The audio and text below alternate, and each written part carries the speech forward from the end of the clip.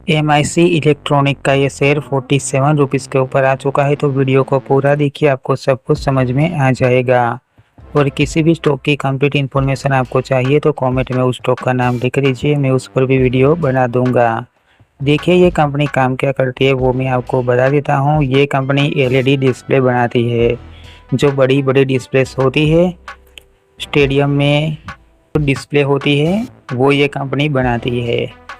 तो देखा जाए तो ये कंपनी वीडियो डिस्प्ले बनाती है। तो यहाँ पर स्टॉक की प्राइस लगातार कम हो रही है, लेकिन यहाँ पर देखिए बहुत तेज़ी यहाँ पर ही आई थी 74 रुपीज़ 2007। उसके बाद 200 तक चला गया 2007 में। उसके बाद ये पेनी स्टॉक बन चुका था एक टाइम, तो ये 5 रुपये का पेनी स्टॉक भी बन चुका था 2011 में। उसके बाद फिर से तेज़ी आई, लेकिन फिर से प्राइस कम हो रही है। तो वीडियो को पूरा देखिए, आपको सब कुछ समझ में आ जाएगा।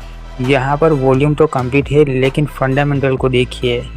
फंडामेंटल इनका 1100 करोड़ जो मार्केट कैप है वो तो कंप्लीट है, लेकिन PE रेशियो बढ़ चुका है। तो ये नेगेटिव है। कंपनी के ऊपर डेब्ट है, ये भी एक नेगेटिव पॉइंट ही हो चुका है इसका। इतना ही नहीं, ROE 4%, तो ये भी कम है। EPS 39 पैसा, तो ये भी बहुत ही कम है। लंबे समय तक होल्ड करके रखोगे तो यहाँ पर डिविडेंड भी नहीं मिलेगा। फेस वैल्यू 2 रुपये है। तो देखा जाए तो इसकी मार्केट कैप तो कंप्लीट है, लेकिन PE रेशियो बढ़ चुका है। तो ये थोड़ा सा नेगेटिव पॉइंट है। कंपनी के ऊपर डेब्ट है, ये भी एक नेगेटिव। फाइनेंशियल की बात करें तो क्वार्टरली काफ़ी अच्छा ही रेवेन्यू जनरेट किया है, लेकिन प्रॉफिट भी तो किया ही है, लेकिन उतना कुछ खास प्रॉफिट नहीं किया है पिछले 4 साल में। प्रमोटर्स की होल्डिंग यहाँ पर कंप्लीट है, लेकिन यहाँ पर FII ने पैसा लगाया था। देखिए 1 साल पहले 8% का, अब देखिए 1 साल के बाद FII का यहाँ पर 3% हो चुका है।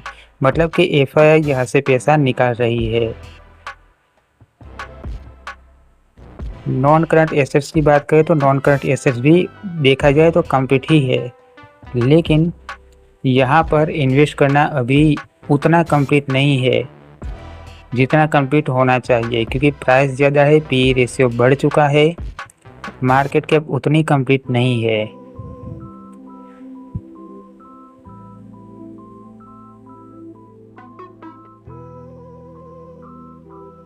और ये कंपनी LED डिस्प्ले बनाती है।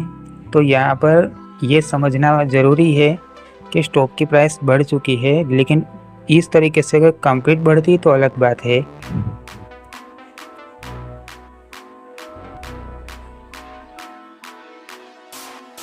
अगर स्टॉक की प्राइस 2007 से धीरे धीरे बढ़ती तो कंप्लीट बात है, लेकिन प्राइस बहुत ही कम हो गई थी।